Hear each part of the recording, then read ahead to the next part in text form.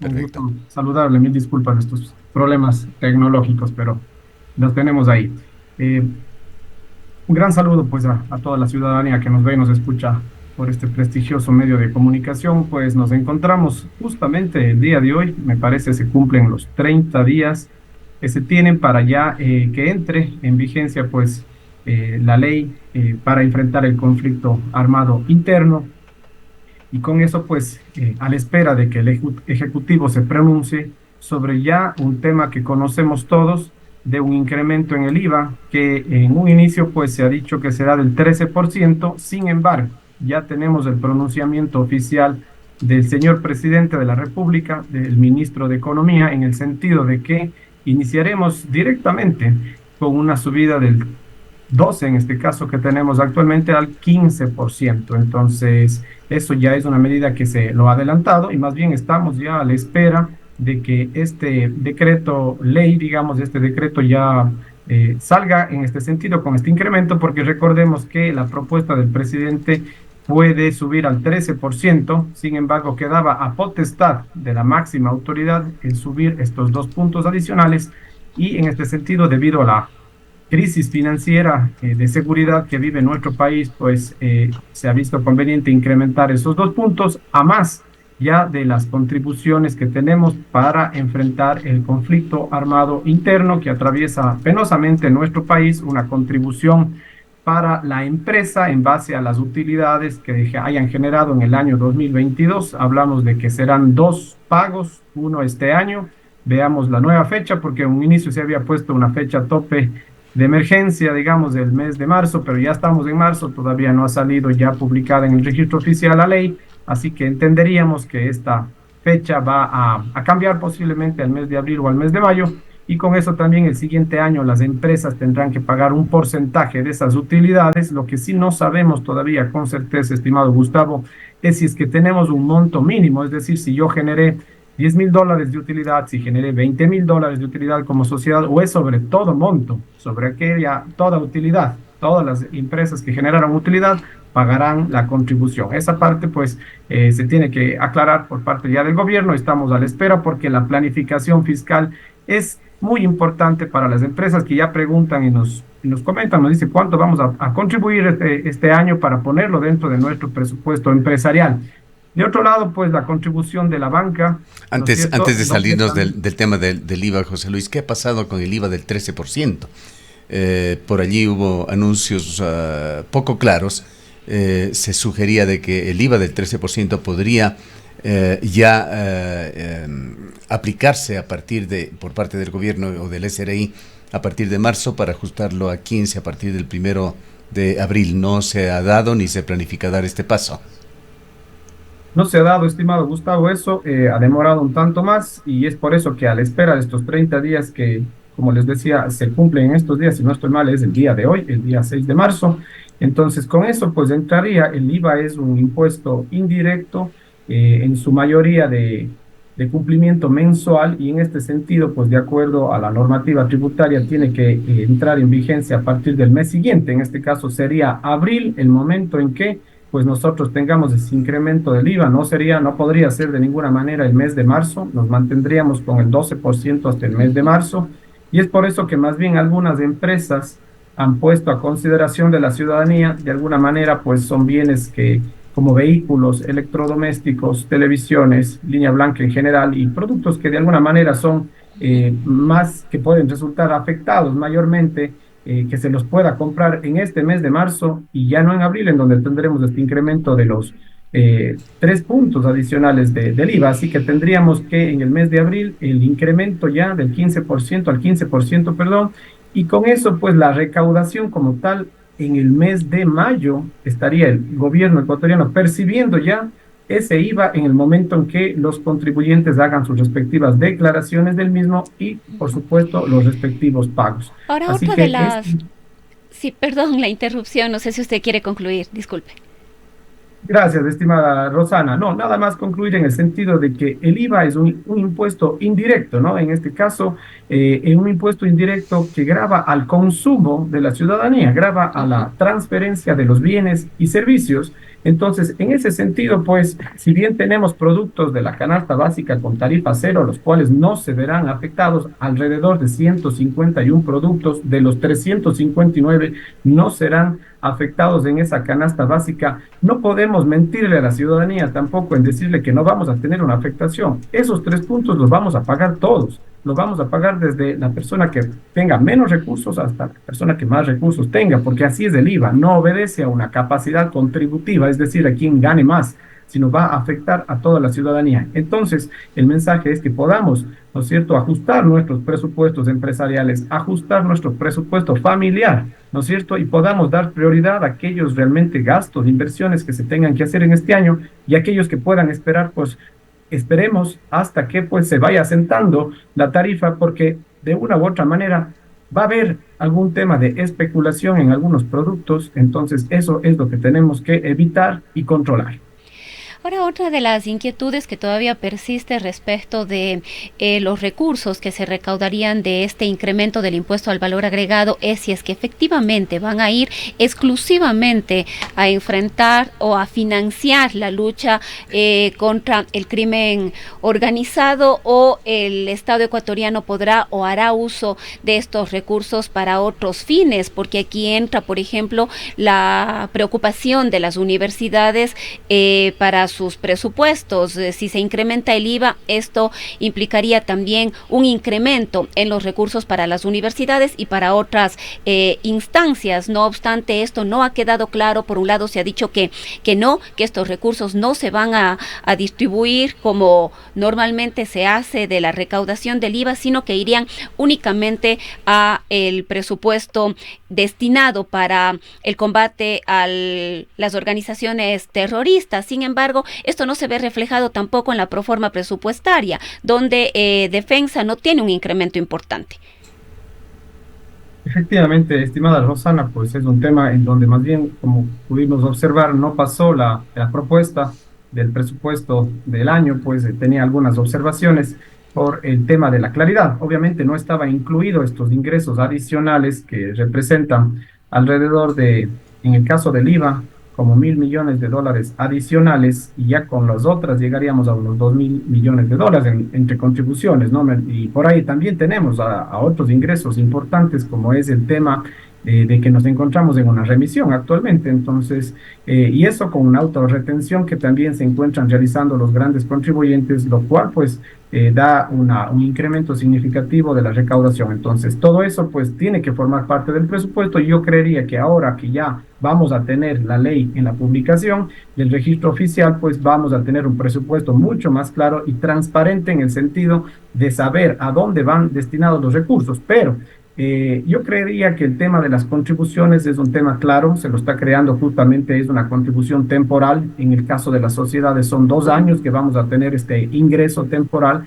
y en el caso de la banca y de las instituciones financieras y cooperativas lo vamos a tener solamente por este año. Entonces, esos ingresos de las contribuciones irán destinados directamente a combatir y a enfrentar este conflicto interno armado, mientras que la recaudación del IVA vemos que va a ser un incremento permanente. No me refiero al 15, no sabemos hasta cuándo va a durar el 15, pero el 13% al menos ya hablamos de un ingreso permanente que va a servir para financiar gastos permanentes. Y en esos gastos tenemos muchos gastos que tienen ya emergencia por parte del Estado en cumplir, como usted bien lo ha dicho, en el caso de las universidades, en el caso de los GATS, por ejemplo, en el caso de los IES, en el caso de Solca, aquí en Cuenca, por ejemplo, en el tema de la devolución del IVA de grupos prioritarios, como son la tercera edad y personas con discapacidad, no han recibido su devolución ya 6 meses, y en este sentido son temas que se van acumulando por parte del Estado, entonces, como obligaciones emergentes. Entonces, yo creo que este incremento del IVA va a venir a solventar más allá del tema del conflicto, pues estas obligaciones que tiene el Estado. Y también no nos olvidemos que el país ya está atravesando muchas zonas de nuestro país, pues se encuentran en emergencia ya por el tema del fenómeno del Niño. Si bien a Cuenca no nos ha tocado afortunadamente a vivir todavía un tema fuerte en lo que es un invierno y lluvias, pero ya tenemos sectores de la costa que están seriamente afectados, y eso no puede esperar. Entonces, este incremento, pues obviamente va a servir para también pues ayudar a nuestros hermanos ecuatorianos que se José Luis, encuentran en este grave problema. detengámonos por un momento en el tema de la amnistía tributaria. El gobierno concedió la condonación de intereses, recargos y multas a los deudores del SRI para que accedan a pagar el capital de sus deudas en un plazo determinado. Se habló de cifras allí, si no recordamos mal, la expectativa del gobierno superaba los $1.000 millones. Esta medida, que es una medida parche en política fiscal, la amnistía o remisión tributaria, se ha convertido en el recurso más socorrido de los gobiernos ecuatorianos. El de Novoa no es la excepción y vamos a hablar, espero que el tiempo nos dé más adelante también sobre un nuevo proyecto, este proyecto de turismo que nuevamente acoge este tema. En todo caso, yendo a las cifras y a las expectativas, el Servicio de Rentas Internas dio un informe a fines de febrero con una recaudación de $114 millones. En todo caso, muy lejos de las expectativas, aunque este proceso de remisión aún continúa. ¿Cómo le ha ido al gobierno con esto? La ley de eficiencia económica, recordemos, salió a finales del año anterior con dos propuestas, digamos, que ya fueron aprobadas y se encuentran en ley, que le iban a dar recaudación al Estado. El tema del conflicto obviamente no estaba tan complicado como ya fue a inicios del año 2024, y en ese sentido pues tuvimos dos medidas, más allá de todos los incentivos que se tienen en dicha ley, ¿no es cierto?, para atraer inversiones, generar empleo joven, y entre muchas otras más. Tenemos una autorretención a los contribuyentes más grandes, a los grandes contribuyentes que suman más allá de 700 contribuyentes a nivel nacional, que apalancan con el 50% de la recaudación nacional. Ellos tienen que autorretener en sus ventas el 3% en algunos casos. Bueno, esa fue la propuesta inicial, pero ahora se lo hace por un sector económico. Eso sí está dando bastante recaudación, es una recaudación fuerte para el país, esa autorretención que se da en los ingresos, que se da todos los meses, que si bien puede ser un crédito tributario para la empresa ya cuando declaren el impuesto a la renta, es un tema de liquidez que lo tiene ya el Estado. Por otro lado, pues el tema de la amnistía, en este caso la remisión de multas, intereses, siempre y cuando se pague el capital, lo tenemos hasta el 31 de julio de este año. Está activo ese tema y las empresas están llamadas a que puedan acercarse a cumplir, a sincerar sus obligaciones con el Estado, siempre y cuando se pague el capital. Entre estas dos medidas, prácticamente se esperaban unos $900 millones, o se esperan, y se espera, ojalá sea mucho más por el bien del país. Pero claro, una medida cuestionada en el sentido de que ya ha sido muy repetitiva. ¿Dónde queda la cultura tributaria? ¿Cuál es el mensaje que estoy dando al contribuyente que sí está cumpliendo sus obligaciones a tiempo, que se endeuda por último con la banca para cumplir con el SRI y que más bien prefiere evitar Cabe recordar problemas? que es la séptima medida de este tipo que se ha tomado en 15 años. Vamos con un promedio de una amnistía cada 2 años. Esto no es buena cultura tributaria. No es un buen mensaje porque, claro, al que no, si bien la mayoría son contribuyentes cumplidos, ¿qué mensaje le estamos dando? Más bien le estamos ayudando al que no quiere cumplir, que esperará siempre más bien que el Estado se desgaste en el actuar administrativo, para luego pues esperar 3 o 4 años a que salga otra reforma y pueda pagar los impuestos sin multas, sin recargos, sin intereses. Entonces esa parte es la que no estamos de acuerdo. Sin embargo, viene más de este tipo de cosas, José Luis, en este nuevo proyecto económico urgente del gobierno, la ley que tiene que ver con promoción del turismo. Se incluyen allí disposiciones. Señala que los contribuyentes inscritos en el Registro Nacional de Turismo y no hayan podido cumplir con sus obligaciones se beneficiarán de una nueva amnistía tributaria. Señala que se condonarán intereses, multas y recargos que se hayan generado, y además no será necesario un pago inicial como se lo ha hecho para otro tipo de amnistías. Esto se extiende incluso a las deudas que se puedan tener con el Instituto Ecuatoriano de Seguridad Social. Realmente conviene este tipo de incentivos al turismo, a la población en general, al interés general de los ecuatorianos. Entendemos la difícil situación que ha pasado el sector del turismo a partir de la pandemia. No se ha logrado recuperar, a pesar que hemos tenido ya algunos periodos con alta con alto movimiento, ¿no? Pero una vez más se viene este tema ya del conflicto interno armado, el tema de la inseguridad y complica todo nuestro sector del turismo, lo cual es una fuente grande de ingresos para nuestro país.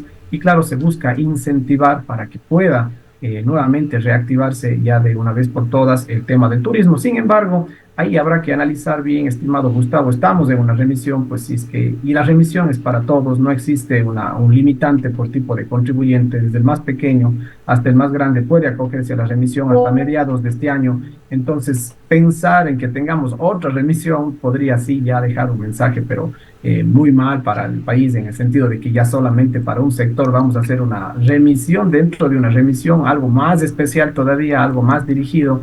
Entonces yo creería que estamos en una remisión, se debería aprovechar más bien el momento, le vamos a quitar fuerza a esa remisión, más bien el sector del turismo va a esperar a que salga esta norma y no va a pagar ahora si es que tienen algunas deudas con el Estado y más bien, pues como usted bien decía, la recaudación que se ha informado por parte del gobierno que llega a 120 millones de dólares, es mínima frente a lo que realmente se espera. Por supuesto, siempre las empresas esperan a último momento por temas de liquidez para poder hacer los pagos oportunos, en este caso hasta el mes de julio. Entonces esperamos más bien que ya una vez que se ha aprobado esta norma, más bien se pueda aprovechar y obtener los recursos que vayan destinados justamente pues a financiar tanto gasto que tiene nuestro país. Esperamos más bien que pueda más bien seguir subiendo esta recaudación en beneficio de nuestro país y ya conjuntamente con las otras medidas económicas, en este caso de carácter tributario, pues yo creo que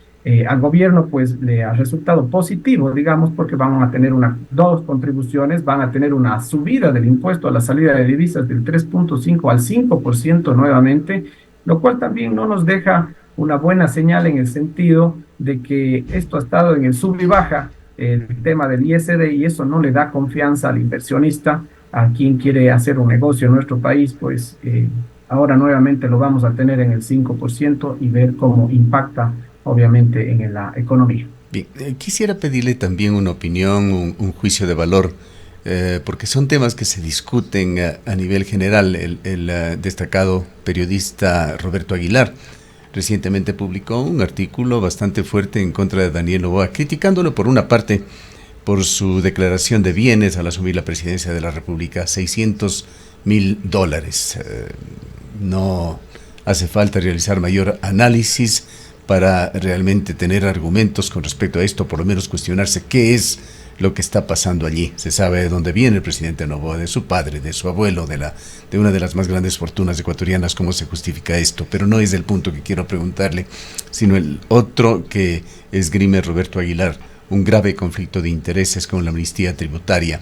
Señalaba en esa crónica que 89 millones de dólares adeudaba la exportadora bananera Noboa y que de esto aproximadamente 2/3, 59 millones, correspondían a intereses y multas. Lo califica como un grave conflicto de intereses al referirse a la amnistía tributaria, pues se convertiría a la bananera Noboa en uno de los principales beneficiarios de la misma. ¿Cuál es su opinión? Habría que ver, estimado Gustavo, tenemos ahí una restricción, digamos, en la norma en donde familiares eh, hasta cierto punto o grado de consanguinidad no pueden acogerse a la remisión. Y en este sentido yo creo que esa acoge, porque eso fue un tema que ese candado lo puso la Asamblea justamente para evitar este conflicto de intereses, de que la norma esté realizándose justamente para beneficiar, pues en este caso, a la familia del señor presidente de la República. Entonces, con eso, pues, con este candado, entendería que no podría acogerse la exportadora y bananera Noboa, quien tiene una deuda o la deuda más grande o más alta que se encuentre en firme, o eso hay que aclarar que se encuentre en firme y que tiene que ser solventada. Entonces, yo creería que el mejor mensaje que puede dejar el presidente y la familia del señor presidente es pagar la deuda, obviamente no acogiéndose a esta remisión, porque entenderíamos se encuentra esto,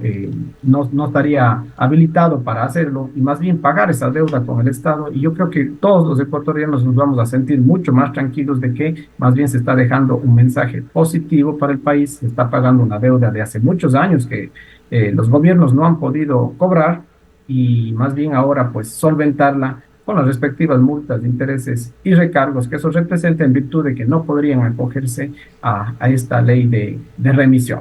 Ya, Entonces, con para... eso, pues yo creo que se Ujú. podría dejar un mensaje claro al país de que se quieren hacer las cosas bien y sin ningún conflicto de intereses, que es lo importante. Perfecto, para finalizar, José Luis, esto de la amnistía tributaria aplicada a GATS o a entidades como el Seguro Social, a entidades del sector público en general, ¿cómo se lo ha manejado? ¿Cómo se ha operativizado? ¿Qué impacto ha tenido en general? El tema es complejo, pues el país es grande y diverso. Refirámonos un poco a los efectos directos aquí en Cuenca y el Azuay. Correcto, porque no solamente es el SRI el que maneja, ¿no es cierto?, el tema tributario, también tenemos los GATS, en este caso los municipios, y es el momento más bien de que la ciudadanía conozca que si tiene una deuda con el municipio, por ejemplo, en el caso de los predios, en el caso de una patente, podemos acercarnos y acogernos a esta remisión. Lo que sí voy a reparar, tuve algunos casos, por ejemplo, de que se quiso pagar una patente del 2022 o 2023, y qué mejor ahora para pagarla. Sin embargo, personalmente me acerqué al municipio de Cuenca y como recién se emitía el documento de la patente, ese momento me dijeron que no se puede acoger a la remisión, lo cual estaría incorrecto, no es el espíritu de la norma. Y claro, salió con multas, con recargos y se tuvo que pagar por el simple hecho de que se emitía ese momento la patente.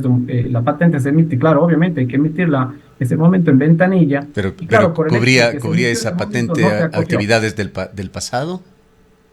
Sí, correcto. La Ujú. patente es un tributo que se lo paga una vez al año quienes tienen actividad económica y a veces, claro, uno dice vamos a pagar el SRI, pero se olvida de que tiene, así sea un profesional, cualquier actividad que tenga, tiene que hacer un pago anual de la patente. Si Ujú. no se lo hace, obviamente vendrá recargado como tiene que ser, pero claro, se supone que ese es el espíritu de la norma. Y Sin no se embargo, está por el hecho aplicando de la que amnistía entonces para quienes han tenido omisiones en el pasado. Se está cobrando sí, ni hago multas e esa intereses. observación porque es un caso que justamente me acerqué con un cliente y claro, el hecho de que se emite ese momento no quiere decir que uno no pueda acogerse a la remisión. Hago esta pequeña puntualización nada más porque tiene que aplicarse la norma. El espíritu es que si tengo una deuda anterior, pague el capital y me exima o se me perdone las multas de los intereses. Entonces, eso nada más para que se pueda revisar y pueda seguirse cumpliendo y recaudándose en el tema también de los gastos y el resto también de instituciones que entiendo pues cada uno ha sacado ya su normativa para que puedan cumplirse de la mejor manera en estos días pues el tema de la remisión tributaria. Sobre esto también, quizá un detalle que valdría la pena conocer, un tema conceptual, lo denunció aquí Tarquín Orellana, un ex síndico del municipio de Cuenca, señalando que el municipio no estaba haciendo una buena interpretación de este tema de las patentes, que se estaba considerando, por ejemplo, a arrendatarios de un cuarto de una vivienda como si fueran empresarios de bienes raíces, obligándoles a sacar la patente municipal, y esto generaba una triplicación, decía, de ciertas tasas e impuestos, como la de seguridad, incluso el de tener que pagar dos veces por un mismo predio, si es que se arrendaba un cuarto, por ejemplo, y la otra parte era de vivienda de la persona interesada.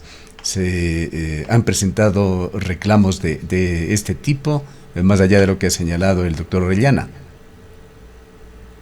Bueno, siempre ha sido un tema que se tiene que analizar porque la patente se genera ese momento en el municipio, uno no Ujú. puede saber con antelación, bueno, salvo que haga algún trámite ya especial en línea, pero digamos que para el común de los ciudadanos uno tiene que acercarse a las ventanillas del municipio. No soy un especialista en temas municipales, lo tengo que aclarar, obviamente mi experiencia está en tributos que administra el Servicio Ujú. de Rentas Internas, sin embargo, pues la patente se tiene que pagar una vez al año cuando se tiene una actividad económica, ¿sí? Entonces, si es que tenemos una actividad económica, sea esta servicio profesional, el arriendo, tendríamos que ver más bien que se cumpla y que sea justa de acuerdo pues a los ingresos que se tienen o de acuerdo pues al patrimonio que se tiene. Entonces, de acuerdo a esto, claro, por supuesto, los contribuyentes que recién inician una actividad, pues se entendería que la patente va a ser un rubro mínimo o menor y aquellos que ya tengan o hayan generado mayores ingresos, que hayan generado mayor patrimonio, pues mayores activos pagarán un mayor impuesto. De eso se trata porque es un impuesto directo que va a obedecer a la capacidad contributiva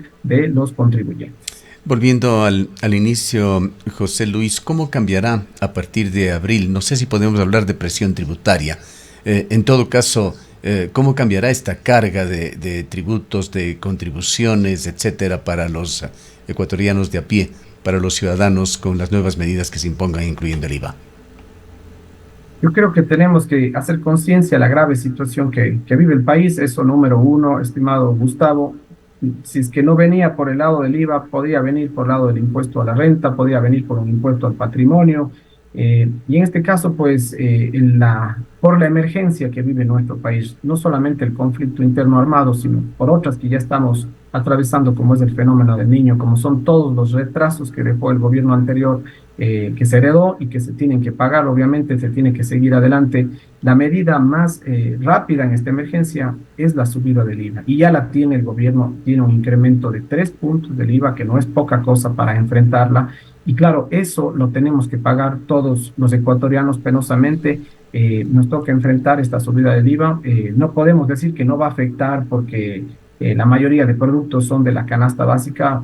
Eso, si bien obviamente tenemos tarifa cero en muchos bienes y servicios, como son la canasta básica, como son el tema del transporte, como son el tema de medicinas, educación, eso no deja de ponernos también a ajustar a todos en nuestro presupuesto esta presión fiscal que se incrementa en el pago de los impuestos de los ecuatorianos, un 15%, que va a ser, yo creo que hasta el término de, al menos de este gobierno, no va a bajarlo, ¿no es cierto? Entonces, con eso, pues, un momentito. Sí, mil disculpas por el celular que está sonando por aquí. Va a ser una carga para nuestro país en estos duros momentos, pero no nos queda más que enfrentar a todos, tener la conciencia de que el país tiene que salir adelante. Tenemos que ganar esta guerra, que es una guerra interna penosamente que atravesamos. Hay que esperar sobre todo una administración pulcra del gobierno, no como sucedió en el terremoto de Manabí. Así es, exactamente, que ese destino de estos recursos que vamos a pagar todos los ecuatorianos, todos en el caso del IVA, y en el caso de las contribuciones son las empresas y los bancos, y el caso del impuesto a la salida de divisas también, obviamente es un impuesto que viene a pagarse prácticamente a todos los ecuatorianos también. Entonces tiene que tener un destino, tiene que tener esta parte que sea muy puntual, que puedan pagar todos los ecuatorianos, pero por otro lado, también que se puedan hacer otras medidas por parte del gobierno. Va a tener recursos, pero no son suficientes, y es momento entonces de ordenar la casa. Ahora sí, tenemos que ver el tema de subsidios, tenemos que ver también el tema casa dentro del gasto público, ese gasto público que se va incrementando cada año, y que claro, como no podemos reducirlo, tenemos que pasar factura a los ecuatorianos con un incremento de impuestos. Bien. Muchísimas gracias por habernos acompañado en esta mañana. Muchísimas gracias, Gustavo. Un excelente día para todos. Declaraciones del economista José Luis Vázquez, ex director zonal del SRI, asesor tributario de Bastax. Son las